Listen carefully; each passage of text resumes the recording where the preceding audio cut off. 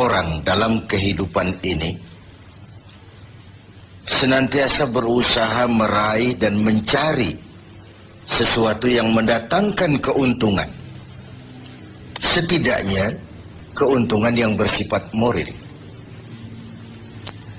Ini berarti bahwa setiap orang pun dalam hidup ini selalu berusaha menghindari hal-hal yang bisa membawa kepada kerugian, sekurang-kurangnya kerugian yang bersifat moral. Apa yang mendatangkan keuntungan, apa pula yang membawa kerugian, persepsi setiap orang pasti berbeda tentang itu. Ada yang beranggapan dia akan beruntung kalau pangkatnya naik, jabatannya menjadi tinggi, hartanya bertambah, tanahnya makin luas, pabriknya makin besar, dan begitu seterusnya. Al-Quran dengan tegas mengajarkan kepada kita, di bawah sumpah Allah menyatakan, wal asri, demi masa, innal insana lafi khusr, sesungguhnya manusia pasti berada di dalam kerugian. Sudah diawali dengan wawu lil qasam, sumpah, menggunakan dua huruf taukid, inna dan lamut taukid. Innal insana lafi khusr, sesungguhnya manusia benar-benar pasti berada di dalam kerugian. Tanahnya luaskah, pabriknya banyakkah, hartanya berlimpahkah, jabatannya makin tinggikah, pasti di dalam kerugian. Ini sesuatu yang kita semua tidak menginginkan. Dan Allah lalu memberikan jalan keluar agar tidak menderita kerugian itu. Bagaimana caranya? Ada istisna, illa, kecuali orang-orang yang tidak akan merugi itu, pertama, illalladzina amanu, orang yang dalam hidup ini punya iman. Jadi alangkah indahnya jabatan itu kalau jatuh di tangan orang beriman. Alangkah baiknya harta itu kalau dipegang tangan orang yang beriman. Alangkah manfaatnya ilmu pengetahuan itu kalau dipegang juga oleh tangan orang-orang yang beriman. Imanlah yang menyelamatkan manusia dari kerugian. Ada ungkapan bahwa ilmu bikin hidup jadi mudah, seni bikin hidup jadi indah, dan iman bikin hidup jadi terarah. Tidak terbayangkan bagaimana sebuah jabatan apabila tidak dilandasi dengan keimanan. Tidak terbayangkan bagaimana nasib harta benda kalau jatuh di tangan orang yang jauh dari iman. Karena itu untuk selamat dari kerugian, nilai imanlah adanya. Tanpa nilai iman, semua akan jadi fata morgana. Hal kedua yang menyelamatkan manusia dari kerugian adalah wa'amilus sholihat. Iman tadi dibuktikan dengan amal soleh. Sebab apa? Iman adalah generator. Iman adalah power yang melahirkan energi dan menimbulkan gejala. Seseorang beriman atau tidak bisa kita lihat. Tapi bisa kita dinilai dari gejala yang ditimbulkan oleh nilai iman tadi. Dalam bentuk amal saleh. Sehingga dalam keseharian kita bisa bilang, orang itu imannya bagus ya. Kok tahu kamu? Sujudnya hebat. Orang itu imannya bagus ya. Kok ngerti kamu? Sedekahnya berani. Orang itu imannya tinggi ya. Kok tahu kamu? Jihadnya luar biasa. Iman sesuatu yang abstrak, tetapi dia menimbulkan gejala, dan gejalanya tidak lain adalah amal yang saleh. Kalau sebuah power generator tidak menimbulkan gejala, tentu terjadi something wrong. Ada yang salah, bisa korsleting, bisa kebakaran, bisa tidak nyambungnya arus pendek dan arus panjang, tidak bertemunya negatif dan positif, dan begitu seterusnya. Begitulah kalau iman tidak menimbulkan refleksi berupa amal yang soleh, ada sesuatu yang harus diservis, ada sesuatu yang harus diperbaiki. Maka dalam berbagai ayat di dalam Al-Quran, amanu tidak terpisahkan dengan wa amilus sholihat. Iman, amal soleh. Iman, amal soleh. Sebagai pertanda, dua hal itu memang tidak bisa terpisah satu dengan yang lain. Tidak bisa secara tenang-tenang orang berkata, saya biar pelit iman saya kuat loh. Saya biar tidak sholat iman saya mantap mas.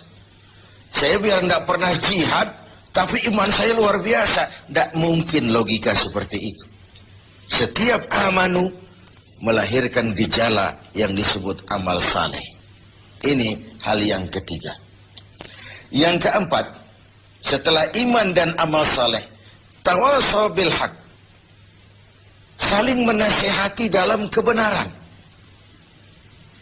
bukan dalam kebatilan, bukan dalam kemunkaran. Setiap kita berkewajiban menegakkan yang ma'ruf, mencegah yang munkar sesuai dengan bidang dan kemampuan kita masing-masing. Orang yang selamat dari kerugian selalu menasihati dalam kebenaran, betapapun resikonya, betapapun kondisi masyarakatnya. Tegar, dan ini pernah diingatkan oleh Rasul, akan selalu ada di tengah umatku sekelompok orang yang tegak menyatakan kebenaran. Dia tidak takut resiko yang tumbuh karenanya. Sebagai yang diungkapkan oleh Napoleon, kalau ada 1000 penegak kebenaran, saya satu di antara yang 1000 itu. Kalau ada 100 orang yang menegakkan kebenaran, saya juga satu dari yang 100 itu. Kalau ada 10 orang yang menegakkan kebenaran, saya pun satu dari yang 10 itu. Kalau hanya 1 orang yang berjuang menegakkan kebenaran, sayalah yang satu itu. Walaupun besok langit akan runtuh, bumi akan bergulung, kebenaran tetaplah kebenaran. Orang yang tegar menghadapi kebenaran makin langka. Orang yang tidak larut di dalam memperjuangkan kebenaran semakin sedikit jumlahnya. Tapi kalau kebenaran tidak ditegakkan, keadilan tidak dinyatakan, maka kebatilanlah yang akan berkuasa. Sungguh pun demikian. Yang keempat, Allah menutup ayat ini, wa tawasaw bis sabr. Nasihat menasihati dalam kebenaran dan nasihat menasihati dengan cara yang sabar. Kalau kebenaran sebuah prinsip, maka kesabaran adalah sebuah strategi. Jika kita benar, kita harus sabar. Kalau kita sabar, harus karena benar. Kebenaran tanpa kesabaran membuat kita mudah dipatahkan orang. Sebaliknya, kesabaran tanpa kebenaran membuat kita diinjak terus oleh yang lain. Kalau punya prinsip, harus punya strategi. Strategi digunakan untuk sebuah prinsip. Prinsip tanpa strategi, habis kita digusur orang. Strategi tanpa sebuah prinsip, habis kita diinjak terus oleh yang lain. Inilah Ramadan, di mana kita berusaha meraih keuntungan yang sebesar-besarnya. Setidaknya keuntungan yang bersifat moral, dengan melakukan pendekatan-pendekatan yang intensif kepada Allah, dengan memupuk keimanan, memperbanyak amal saleh, nasihat menasihati di dalam kebenaran, dan menasihati dengan cara yang sabar, sehingga terhindarlah kita dari kerugian. Setidaknya kerugian secara moral. Kalau kehilangan harta kita sangat merugi, bagaimana pula kalau kehilangan iman? Bagaimana pula kalau kita kehilangan amal saleh, menghadap Allah tidak ada bekal yang kita bawa? Bagaimana pula kalau kita tidak ikut tegak menegakkan kebenaran, bahkan larut dalam kebatilan, berpangku tangan terhadap ketidakadilan? Kata Nabi, as-sakitu 'alal batil syaitanun akhras. Orang yang diam dari menghadapi kebatilan, tidak berani menyuarakan kebenaran, sama dengan setan gagu. Sekali lagi, orang yang tidak mau menyuarakan kebenaran dan diam menghadapi kebatilan, oleh Nabi dikatakan syaitanun akhras, sama dengan setan yang gagu. Berlindung kita kepada Allah, jangan masuk dalam kelompok yang seperti itu. Dari ayat surah yang pendek ini, kita ambil beberapa catatan. Pertama, intan paling mahal, mutiara paling berharga dalam hidup ini tidak lain adalah nilai-nilai iman. Biarkan zaman berubah, akidah jangan sampai goyah. Silahkan masa berganti, keyakinan jangan jadi mati. Karena iman kita hidup, untuk iman kita berjuang, dan dalam iman kita ingin kembali menghadap Allah. Yang kedua, buah daripada iman adalah amal saleh. Amal saleh refleksi yang ditimbulkan oleh nilai-nilai keimanan. Bahkan diketahui iman seseorang dari amal saleh yang dikerjakannya. Yang satu merupakan fondasi, yang lain merupakan hasil buah dari fondasi yang kokoh itu tadi. Dalam Al-Quran Allah menjelaskan, "Huwallazi khalaqal mauta wal hayata liyabluwakum ayyukum ahsanu amala." Dialah Allah yang telah menciptakan hidup, yang telah menciptakan mati bagi kamu sebagai ujian, siapa di antara kamu yang paling banyak amal salehnya.